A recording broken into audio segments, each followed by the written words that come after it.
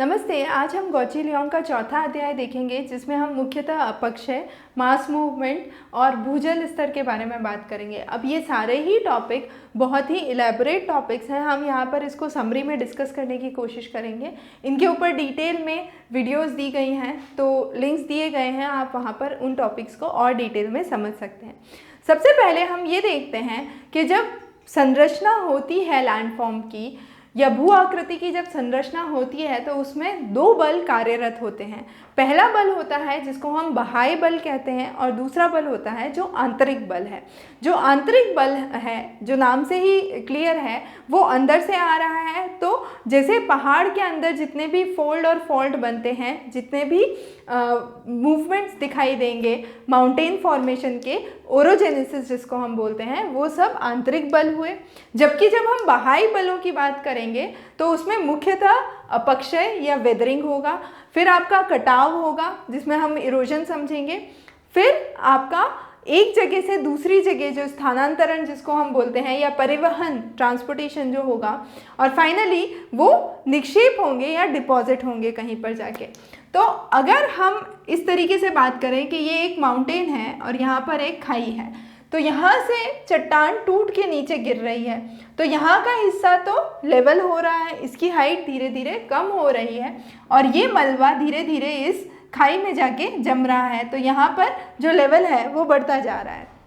तो एक चीज़ का लेवल कम हो रहा है, दूसरी चीज़ का लेवल बढ़ रहा है। तो ये लैंडफॉर्म का एक नेचुरल प्रोसेस है जो वर्षों वर्षों में चलता रहता है। तो कई जगह हम कह सकते हैं कि जहां आज पहाड़ है, वहां हो सकता है कुछ साल बाद मैदान दिखाई दे, और जो आज मैदान है वो हो सकता है वर्षों वर्षों बाद वहां पर पहाड़ दिखाई दे। तो ये एक भू आकृति में बदलाव है जो निरंतर चलता रहता है आंतरिक और बाह्य बलों के कारण। अब चार चीज़ें इसमें मुख्य रूप से हम देखते हैं, जिसको हम वेदरिंग, इरोजन कहते हैं। और ये दोनों क्या करते हैं, ये दोनों डेन्यूडेशन का काम करते हैं। डेन्यूडेशन मतलब जो अर्थ की सरफेस या सतह है उसको धीरे धीरे हाइट में कम करने की कोशिश करते हैं या लोअर डाउन करने की कोशिश करते हैं। वेदरिंग का सिंपल अभिप्राय ये है कि एक चट्टान है, उसके छोटे छोटे टुकड़े कर दिए गए, या उसको तोड़ के नेचुरल रीजन से वो टूट के छोटे छोटे टुकड़ों में गिर रहा है। इरोजन वो उस चीज़ को कहते हैं जिसमें हम उसको किसी मूविंग एजेंट द्वारा स्थानांतरित करने की बात करते हैं। अब ये मूविंग एजेंट क्या हो सकता है? ये हवा हो सकता है, पानी हो सकता है, लहरें हो सकती हैं समुद्र की, स्नो या आइस हो सकता है। तो ये अलग अलग फैक्टर्स हैं जो इरोजन करते हैं, और इरोजन के द्वारा बाद में वहाँ पे मूवमेंट होगा, और इस मूवमेंट को हम कहेंगे ट्रांसपोर्टेशन। और फाइनली ये जो भी चीज़ें टुकड़े गिरे हैं, टूटे हैं, ये कहीं जाके जमा होंगे, तो उसको बोलेंगे जमाव या निक्षेप या डिपोजिशन। तो अब अगर हम एक नदी को लेते हैं, तो नदी जब जहाँ से निकलती है वो बहुत ही एक्टिव स्टेज में होती है, तो वहाँ से वो बहुत तोड़फोड़ करती हुई जाएगी, तो आसपास का सारा मलबा अपने साथ पानी में लेके बहती रहेगी। क्योंकि वो पहाड़ी पे बहुत ऊंचाई से आ रही है, उसका फोर्स बहुत ज़्यादा होगा।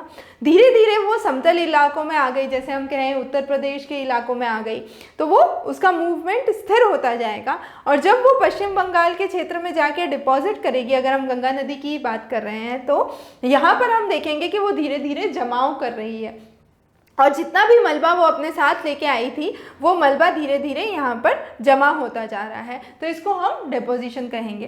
तो इस तरीके से जैसे हमने नदी की बात की, हवा के द्वारा, पानी के द्वारा, लहरों के द्वारा, बर्फ़ के द्वारा बहुत सारे डिपोजिशनल और इरोजनल फीचर्स होते हैं जो हम अलग अलग चैप्टर्स में समझने की कोशिश करेंगे। हाल में अभी हम बात करते हैं कि ये जितने भी हमने बात की इरोजन की, वेदरिंग की, ये किसके कारण प्रभावित होती है? वहाँ का रॉक स्ट्रक्चर कैसा है? अगर कठोर रॉक हुई तो वो बहुत आसानी से इरोड नहीं होगी, अगर सॉफ्ट रॉक हुई तो आसानी से इरोड हो जाएगी। वहाँ का तापमान कैसा है, क्लाइमेटिक कंडीशंस कैसी हैं, उस पर भी, जलवायु कैसी है, उस पर भी ये चीज़ निर्भर करती है। अब जब हम अपक्षय की बात करते हैं या वेदरिंग की बात करते हैं, तो ये मुख्यतः दो प्रकार से हो सकता है। एक तो भौतिक बलों के कारण या फिजिकल वेदरिंग जिसको हम कहते हैं, और दूसरा केमिकल वेदरिंग या रासायनिक क्रियाओं के द्वारा। जब हम रासायनिक क्रियाओं के द्वारा की बात करते हैं तो उसमें सबसे प्रमुख है सॉल्यूशन। सॉल्यूशन का मतलब होता है कि कैल्शियम कार्बोनेट जो कि लाइमस्टोन की चट्टानों में पाया जाता है, जो भूजल ज़मीन के नीचे पाई जाती है, अंडरग्राउंड लेवल पे पाई जाती है, जब वो पानी के साथ रिएक्ट करती है तो वो कैल्शियम हाइड्रोक्साइड बनाएगी। ये कैल्शियम हाइड्रोक्साइड जो है ये पानी में सॉल्यूबल होता है, ये पानी में घुलनशील होता है। क्योंकि ये पानी में घुल जाता है तो वो चट्टान का टुकड़ा जो था वो अब घुल चुका है पानी में, तो वहाँ पर गुफाएं बन चुकी हैं। तो ये सॉल्यूशन वाली जो चीज़ है ये आपको लाइमस्टोन टोपोग्राफी में मुख्यतः देखने को मिलेगी। तो जितने भी अंडरग्राउंड फीचर्स हैं जिसको हम कास्ट टोपोग्राफी भी कहते हैं, वहाँ पर आपको ये देखने को मिलेगा। दूसरा है ऑक्सीडेशन। ऑक्सीडेशन का मतलब ये है जंग लगना, जिसको हम सिंपल शब्द में बोले कि अगर लोहे को ऑक्सीजन के साथ या हवा के साथ खुला छोड़ दिया जाए तो वो आयरन ऑक्साइड बना देता है, और इस ऑक्साइड की लेयर को जंग लगना कहते हैं। तो ऑक्साइड के कारण वो क्या हो रहा है, उसके ऊपर की सतह हटती जा रही है, वो रस्ट हो रही है, करोड़ हो रही है, उस पर जंग लग चुका है। जो तीसरा महत्वपूर्ण इसमें हम बात करते हैं वो है डिकम्पोजिशन ऑफ ऑर्गेनिक एसिड्स। अब ऑर्गेनिक एसिड्स का डिकम्पोजिशन किनके द्वारा होता है? बैक्टीरिया जो कि प्लांट्स और एनिमल्स में पाए जाते हैं, वो जब ज़मीन में जाते हैं तो वो ज़मीन के टुकड़ों में जो ऑर्गेनिक एसिड्स हैं उनको तोड़ने का काम करते हैं। जब ऑर्गेनिक एसिड्स टूटते हैं तो एज अ बाय प्रोडक्ट आपका यूजुअली कार्बन डाइऑक्साइड निकलता है, और वो ऑर्गेनिक एसिड टूटता है, और टूटने के कारण यहाँ पर केमिकल या रासायनिक क्रियाएं होती हैं और वेदरिंग देखी जाती है। अब जब हम भौतिक या फिजिकल वेदरिंग की बात करें तो इसमें भी विभिन्न प्रकार से हो सकता है। पहला तो टेम्परेचर में परिवर्तन के कारण। तो अगर हम रेगिस्तानी क्षेत्रों में देखेंगे तो क्या होगा, दिन में बहुत तेज़ गर्मी पड़ी, रात में मौसम एकदम ठंडा हो गया, फिर अगले दिन वापस गर्मी पड़ी और ठंडा हो गया। तो इसके कारण ऑल्टरनेट या रिपीटेड तापमान का जो बदलाव है उसके कारण पहली फिजिकल वेदरिंग हम समझते हैं। अब इसके लिए इसके कारण जो फीचर्स बनते हैं उनको प्लेटी लैंडफॉर्म्स कहते हैं, या फिर इसको अनियन पीलिंग भी कहते हैं। जैसे आप प्याज का छिलका हटाते हैं तो प्याज परतों में अलग होता है, उसी तरीके से यहाँ पर एक्सफोलिएशन होता है, मतलब जो लेयर्स पाई गई हैं शेल की, स्लेट की, वो एक के ऊपर एक परत के रूप में हटती जाती हैं। जो दूसरा फिजिकल वेदरिंग हम समझते हैं वो ऑल्टरनेट वेट एंड ड्राई है। वेट एंड ड्राई वेदरिंग हम कहाँ देखेंगे? दो जगहों पे मुख्यतः देखेंगे। या तो जो कोस्टल इलाका है, तटीय क्षेत्र है, वहाँ पर लहरें आके टकराईं और फिर लहरें हट गई और बहुत तेज़ गर्मी पड़ी, तो धूप के कारण वो क्या हो गई, चट्टान, वहाँ पर जो मिट्टी थी, जो रॉक्स थी, वो डिसइंटीग्रेट होने लग गई। दूसरा हम वेट एंड ड्राई का एग्जाम्पल देख सकते हैं ट्रॉपिकल क्षेत्रों में, उष्णकटिबंधीय क्षेत्रों, उष्णकटिबंधीय नहीं, ट्रॉपिकल क्षेत्रों में। तो ट्रॉपिकल क्षेत्रों में जब हम उसको देखेंगे तो उसमें मुख्यतः हम क्या पाएंगे, वहाँ पर बहुत तेज़ बारिश हुई। बहुत तेज़ बारिश होने के कारण वहाँ पर मिट्टी और पानी आपस में, जो पानी में है वो मिट्टी धीरे धीरे घुलने लगी। अब अचानक से बहुत तेज़ धूप निकल आई तो वो वहाँ पर टूटने लग गई। तो इस तरीके का गीला होने के कारण और शुष्क होने के कारण जो परिवर्तन होता है ऑल्टरनेट वेट एंड ड्राई के कारण, उसके कारण फिजिकल वेदरिंग होती है। जो तीसरा महत्वपूर्ण यहाँ पर समझने की चीज़ है वो ये है कि पानी जब बर्फ़ बनता है तो वो फैलता है। अब ये मान लीजिए कि ये चट्टानें हैं, इन चट्टानों के बीच में, पर्वतों के बीच में यहाँ पर पानी है। अब ये पानी पहाड़ी इलाकों में या ध्रुवीय क्षेत्रों में, टेम्परेट एरियाज़ में ये पानी जम गया, रात में जम गया या ठंड के कारण जम गया, तो ये बर्फ़ बन गई। अब बर्फ़ बन गई तो ये आसपास की चट्टानों को धक्का मारेगी। अब ये आसपास की चट्टानों को धक्का मारेंगे तो ये धीरे धीरे डिसइंटीग्रेट होंगे और टूटने लगेंगे, तो इसको हम बोलते हैं फ्रॉस्ट एक्शन। और चौथा जो महत्वपूर्ण है वो है प्लांट और एनिमल एक्शन। जैसे मवेशी चरते हैं खेत में, तो अगर वो किसी पहाड़ी पे जाके चर रहे हैं तो वहाँ से जब उन्होंने पेड़ खींचा तो वहाँ की जड़ें भी निकली, तो वहाँ से मिट्टी ढीली हो गई। इसी तरीके से जो पेड़ है, अगर पहाड़ी पे पेड़ है और उसकी जड़ें फैलती जा रही हैं तो जड़ों के फैलने के कारण अंदर की जो मिट्टी है, जो चट्टान है, वो धीरे धीरे टूटने लगेगी। तो इसको हम बोलते हैं बायोटिक फैक्टर्स, जो जैविक क्रियाओं के कारण होता है। इसको कई लोग फिजिकल वेदरिंग का हिस्सा मानते हैं, कई लोग इसको बायोटिक वेदरिंग अलग से ही एक हिस्सा मानते हैं, जिस तरीके से हम केमिकल और फिजिकल वेदरिंग बोलते हैं। तो ये तो हो गया वेदरिंग। अब अगला है मास मूवमेंट। मास मूवमेंट को अगर हम समझें तो बहुत ही सिंपल टर्म्स में हम कह सकते हैं कि जो चट्टानें ऊपर से टूटने लगती हैं वो धीरे धीरे धीरे धीरे नीचे बहती हैं। तो जब मास मूवमेंट होता है तो वो मुख्यतः गुरुत्वाकर्षण बल के कारण होगा। अब ये मान लीजिए ये माउंटेन है या पहाड़ है, इसकी चट्टान का जो ढलान है वो तीव्र है। अब यहाँ पर इसी चट्टान का टूटा हुआ ये सैंड पार्टिकल्स हमने माना और मैंने ये सैंड डाली तो ये बहुत स्पीड से जाके नीचे डिपॉजिट हो जाएगी। तो ये क्या हो गया, ये एक तरीके का मड फ्लो या सॉइल फ्लो हो गया, जो कि हम देख सकते हैं। अब यहाँ पर हम इसको सॉइल फ्लो नहीं बोलेंगे, यहाँ पे टर्मिनोलॉजी पे ध्यान देने की ज़रूरत है। हम इसको लैंडस्लाइड बोल सकते हैं कि पर्वत का हिस्सा टूट के नीचे गिरा है। पर यहाँ की क्योंकि ढलान तीव्र थी, ये मिट्टी बहुत तेज़ी से गिरी। दूसरी तरफ हमारे पास दूसरा पहाड़ है जिसमें ढलान कम है, तो इसमें जो मिट्टी नीचे आएगी वो धीरे धीरे आएगी। तो इसमें 3 प्रमुख चीज़ें हैं जो हम समझते हैं मास मूवमेंट के अंदर। पहला है जिसको हम सॉइल क्रीप कहते हैं। सॉइल क्रीप का अभिप्राय ये होता है कि वहाँ पर जो ढलान है वो कम है। तो ढलान कम होने के कारण क्या होगा, जो मिट्टी नीचे नीचे आएगी वो धीरे धीरे धीरे धीरे आएगी। दूसरा, यहाँ पर पानी है, पानी होने के कारण वो उसको नीचे लाने में आसानी कर देगा। तो जो सॉइल क्रीप होगा वो धीरे होगा, कम ढलान वाले क्षेत्रों में होगा और धीरे धीरे एक लंबा प्रोसेस है जो लगातार चलता रहेगा, निरंतर चलता रहेगा। अगला है सॉइल फ्लो। सॉइल फ्लो की जब हम बात करते हैं तो यहाँ समझना बहुत ज़रूरी है। जैसे शुष्क क्षेत्र है, वहाँ पर एक पहाड़ है, वहाँ पर बहुत ज़ोर की बारिश हुई तो जितनी भी मिट्टी थी वो पानी में घुल गई और पानी के साथ नीचे बह गई। तो यहाँ पर सॉइल फ्लो नहीं हुआ, यहाँ पर वो मिट्टी पानी में घुलने के बाद नीचे बही और इसलिए इसको सॉइल फ्लो कहा, सॉइल क्रीप नहीं कहा। सॉइल क्रीप में सिर्फ मिट्टी नीचे जाएगी, इसमें मिट्टी पानी के साथ घुल के जो पूरा मड बन जाता है वो नीचे जाएगा। और आखिरी है लैंडस्लाइड। लैंडस्लाइड उन क्षेत्रों में होती है जहाँ पर ढलान बहुत तीव्र है, तो एकदम से चट्टान टूट के नीचे जाएगी। तो ये 2 तरीके से हो सकती है, या तो स्लाइड हो सकती है या स्लंप हो सकती है। अब स्लाइड का मतलब क्या है, चट्टान टूट के नीचे फिसल गई और ये बहुत तीव्र गति से नीचे चली गई। दूसरी तरफ है स्लंपिंग। जब हम स्लंपिंग की बात करते हैं तो सूखे क्षेत्रों में वहाँ पर सॉइल टूटी हुई है और वो धीरे धीरे उस पूरा चट्टान का टुकड़ा नीचे सरक के जा रहा है। क्यों? क्योंकि यहाँ पर नीचे की लेयर में मान लो कि पूरा पानी बह रहा है, तो एक लुब्रिकेशन फोर्स है जो एक्ट कर रहा है और उस पर पूरी की पूरी चट्टान जो क्ले की बनी हुई है या किसी और चीज़ की बनी हुई है वो पूरी की पूरी ऐसी की ऐसी सरक जाती है और इस प्रोसेस को बोलते हैं स्लंपिंग। तो लैंडस्लाइड की जब हम बात करते हैं तो उसमें मुख्यतः 2 प्रोसेस होते हैं, स्लंपिंग और स्लाइडिंग। तो ये एक और बेसिक चीज़ हो गई। अब हम बात करते हैं भूजल की, या ज़मीन के नीचे जो जल स्तर है। ज़मीन के नीचे जो जल है उसमें एक तो है जो बिल्कुल नीचे पाया गया है जिसको हम परमानेंट वाटर टेबल कहते हैं या एक्विफर्स कहते हैं। अंग्रेजी में हम इसको एक्विफर्स कहते हैं, जहाँ पर पानी पूरा सेचुरेशन लेवल तक पाया जाएगा। अब गर्मियों में क्या होगा, ये पानी का जो स्तर है ये नीचे गिर जाएगा क्योंकि पानी की कमी है। बारिश के मौसम में ये पानी का स्तर ऊपर हो जाएगा। तो ये पानी का स्तर जो है ये परिवर्तित होता रहता है।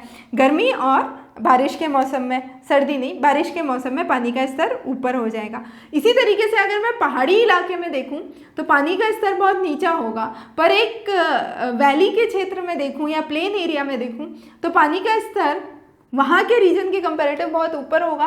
तो इन क्षेत्रों में अक्सर ही वाटर लॉगिंग की समस्या पाई जाएगी, फ्लडिंग की समस्या पाई जाएगी, जो कि आपके हिली एरिया में नहीं होती। अब ये जो ऊपर की सतह है, जो पानी का ऊपर का सबसे ऊपर का हिस्सा है, उसको हम वाटर टेबल कहते हैं। और ये वाटर टेबल जो होती है ये परिवर्तनशील है, ये समय के साथ बदलती रहती है, ये कभी घट सकती है और कभी बढ़ सकती है। अब पानी जब बाहर आता है भूजल से तो वो अलग अलग रूप में आता है। मुख्यतः 2 कॉमन प्रकार से हम उसको समझते हैं। पहला हम बोलते हैं कुआं, जिससे हम जो मानव निर्मित है और जिसमें हम एक छेद करके या ड्रिल करके पानी को बाहर लाने की कोशिश करते हैं, तो वो तो हो गया वेल्स या कुआं। अब जो वेल होता है वो वापस 3 तरीके का हो सकता है। पहला तो मैं सिर्फ इसी लेयर में वेल खोदूँ तो ये हमेशा ही सूखा रहेगा। अगर मैं इस लेयर में खोदूँगी तो ये बारिश के मौसम में मुझे अत्यधिक पानी मिलेगा, और अगर मैं इससे भी गहरा खोदूँगी तो मुझे हमेशा, क्योंकि ये एक्विफर जोन में आ रहा है, मुझे हमेशा ही पानी मिलेगा। तो वेल जो है वो गहराई पे डिपेंड करता है। मुख्यतः शुष्क इलाकों में, रेगिस्तानी इलाकों में पाया जाता है। तो ऑस्ट्रेलिया में बहुत सारे आर्टेशियन वेल्स पाए गए हैं। इसी तरीके से आपके सहारा डेजर्ट में पाए गए हैं, राजस्थान के थार डेजर्ट के क्षेत्रों में पाए गए हैं। अब लोग इससे शिफ्ट कर रहे हैं। जब हम रेन वाटर हार्वेस्टिंग की बात करते हैं, मतलब जो बारिश का पानी है उसी को एकत्र कर लीजिए और जो शुष्क महीने हैं उनमें उस पानी को काम में लेने की बात करते हैं। तो वो एक दूसरा मेथड है जो वेल्स का ऑल्टरनेटिव आजकल काम में लिया जा रहा है। अगला है स्प्रिंग। स्प्रिंग जो होता है वो पूर्णतः नेचुरल मैकेनिज्म होता है। तो नेचुरल मैकेनिज्म होने के कारण क्या होगा, जहाँ पर भी पानी को रास्ता मिलेगा वो बाहर आएगा और एक फव्वारे की तरह, अगर उसको कम जगह मिली है तो वो एक फव्वारे की तरह आएगा और वहाँ पर स्प्रिंग फॉर्मेशन हो जाएगा। स्प्रिंग के अंदर ही हम बात करते हैं गीज़र की, हॉट गीज़र की, हॉट स्प्रिंग्स की, तो वो सब इसी का एग्जाम्पल है। अब जब हम स्प्रिंग्स को समझते हैं तो सबसे पहले तो हम एक सिंपल एग्जांपल लेते हैं कि ये एक पहाड़ी है, यहाँ से एक नदी जा रही है, यहाँ पे चट्टान टूटी हुई थी तो ये नदी यहाँ से पानी झरना बहने लग गया। तो ये तो हो गया नॉर्मल झरना जिसकी हम बात करते हैं। एक हुआ कि यहाँ पर चट्टान है और यहाँ पर एक हार्ड रॉक है जो कि इम्परमिएबल है, जिसको आप तोड़ नहीं सकते। तो यहाँ से जो रास्ता मिला, पानी यहाँ से बाहर आया और यहाँ से बहने लग गया। तीसरा होता है जिसको हम वुल्केशियन बोलते हैं या रिसर्जेंट बोलते हैं। उसमें क्या होता है, नदी जो है वो पहाड़ी के ऊपर बह रही है, सडनली कहीं छेद था तो वो पहाड़ी के अंदर कहीं गायब हो गई और अचानक से यहाँ पे वापस प्रकट हुई और यहाँ पर झरना बन गया। तो इसको बोलते हैं रिसर्जेंस या वुल्केशियन। और ये एक अलग तरह का स्प्रिंग है जो बहुत ही इम्पॉर्टेंट है। अगला है आपकी रॉक्स ऐसे जमी हुई हैं, तो जहाँ जहाँ पर भी जॉइंट्स हैं, जॉइंट्स के रास्ते में से वो पानी अपना रास्ता बना के झरने की तरह बहने लग गया, तो वो एक और तरीके की स्प्रिंग हो गई। अब जब हमने स्प्रिंग्स की बात की तो एक टर्म जो हमने यहाँ मिस कर दी है और बहुत इंपॉर्टेंट है समझना, उस पर हम फोकस करेंगे, वो है पोरोसिटी और परमिएबिलिटी। पोरस कितनी है चट्टान और परमिएबल कितनी है। अब इसमें एक थोड़ा अंतर है। पोरस मतलब कि उसके पार्टिकल्स कैसे जमे हुए हैं। जैसे हम बोलते हैं रेत, तो रेत के मोटे मोटे कण होते हैं। तो अगर मैं बहुत सारी रेत एक पॉट में रखूंगी और उसमें पानी डालूंगी तो वो बहुत सारा पानी एब्जॉर्ब कर लेगी। क्यों? क्योंकि ये रेत के जो छिद्र हैं बीच में ये मोटे हैं और यहाँ पर सारा पानी एकत्र हो सकता है, तो इसको हम कहते हैं पोरोसिटी। अब जैसे क्ले है, तो क्ले में पोरोसिटी तो बहुत अच्छी पाई गई है, पर परमिएबिलिटी क्या होता है? परमिएबिलिटी मतलब ये होता है कि चट्टान किस तरीके से रखी हुई है और जो जॉइंट्स हैं जहाँ जहाँ से वो जुड़ी हुई है उन जोड़ के बीच में से पानी बह के जाएगा। तो क्ले के केस में क्ले पोरस तो बहुत है पर परमिएबल नहीं है। ग्रेनाइट के केस में क्या होगा? ग्रेनाइट के पार्टिकल्स के बीच में आपस में कोई जगह नहीं है। तो अगर ग्रेनाइट में से पानी जाना है तो ग्रेनाइट की एक चट्टान, दूसरी चट्टान, तीसरी चट्टान, उनके बीच में से जो रास्ता बनेगा वहाँ से ही पानी बह सकता है। तो ग्रेनाइट जो है वो परमिएबल हो गई या परवियस जिसको हम बोलते हैं, और नॉन पोरस हो गई, जबकि क्ले जो है वो पोरस हो गई पर नॉन परमिएबल हो गई। तो इस तरीके से ये दो बेसिस हैं जिसके बेसिस पे हम देखते हैं कि चट्टान के अंदर की आकृति कैसी है और उसके बेसिस पे डिसाइड करते हैं कि स्प्रिंग जो फॉर्मेशन है वो किस तरीके से होगा। अगर पोरस रॉक है तो वो पानी आसानी से निकाल सकती है, और अगर बीच में इम्परमिएबल रॉक आ गई तो वो पानी को बहने नहीं देगी। तो जहाँ से अगली परमिएबल रॉक होगी, जहाँ से उस जॉइंट के थ्रू उस पानी को बहने का हिस्सा मिलेगा, सिर्फ वहीं से झरना बन पाएगा। तो इसके साथ हमने ये चौथा अध्याय गौची-लियोंग का किया। अगले कुछ अध्यायों में हम मूविंग एजेंट्स के बारे में बात करेंगे, जैसे हवा, पानी, लहरें। तो उसमें हम ये देखेंगे कि ये सारे ही एजेंट्स जो हैं वो अलग अलग भू आकृति बनाते हैं और जितनी भी भू आकृति बनती हैं वो दो तरह की होती हैं, या तो वो डिपोजिशनल होती हैं या वो इरोजनल होती हैं। जैसे हम नदी की बात करें तो जब वो अपनी एक्टिव स्टेज में है तो वो बहुत फोर्स से बह रही है, तो वो चीज़ों को काटती हुई जाएगी और वहाँ पर कटाव के फीचर्स दिखेंगे। दूसरी तरफ जब वो अपने समुद्र में मिलने वाली है या समुद्र में विलीन होने वाली है, उस समय वो बहुत ही मंथर गति पे चलती है और धीरे धीरे जितना भी मलबा अब तक अपने साथ लाई है उसको जमा करती हुई जाती है। तो वहाँ पे निक्षेप या डिपोजिशन, जमाव के फीचर्स देखने को मिलते हैं। तो इसी तरह सभी लैंडफॉर्म्स में हमें इरोजनल फीचर्स देखने को मिलेंगे और डिपोजिशनल फीचर्स देखने को मिलेंगे, और किस तरीके से उनका इरोजन और डिपोजिशन का प्रोसेस कार्य करता है उसको हम समझने की कोशिश करेंगे। तो आगे के अध्याय बहुत ही इंपॉर्टेंट है, आप ध्यान से फॉलो करिए। अगर कोई भी डाउट है तो नीचे सुझाव बॉक्स में डालिए और डेफिनेटली चैनल को सब्सक्राइब करिए, अपने फ्रेंड्स में सर्कुलेट करिए। बहुत बहुत धन्यवाद।